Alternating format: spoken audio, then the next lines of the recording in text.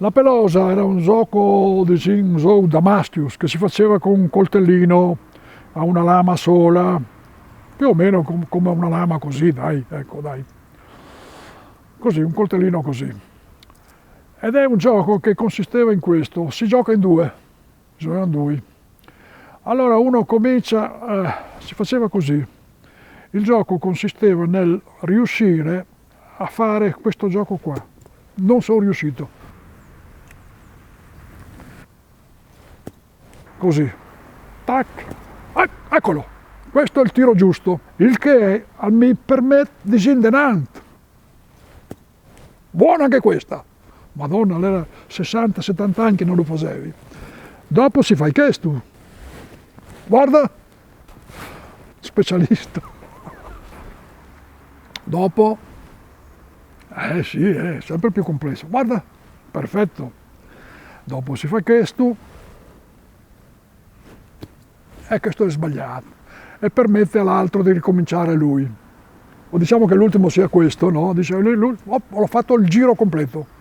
Quindi ho vinto, tu hai perso. A questo punto si prende un ramettino e si taglia lungo come la lama, così. Lo si appuntisce. Io che ho vinto faccio questo. Fatto il bastoncino, io faccio nel terreno un taglio in croce per la profondità della lama.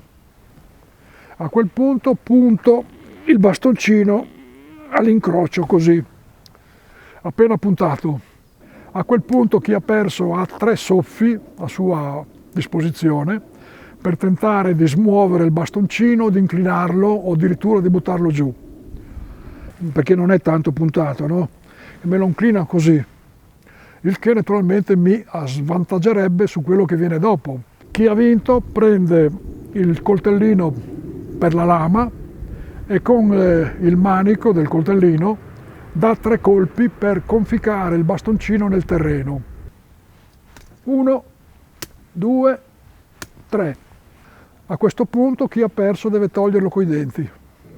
È chiaro che se è andato sotto tutto è una bella impresa tirarlo fuori coi denti, bisogna raspare intorno e poi tirarlo fuori. Questa è la pelosa.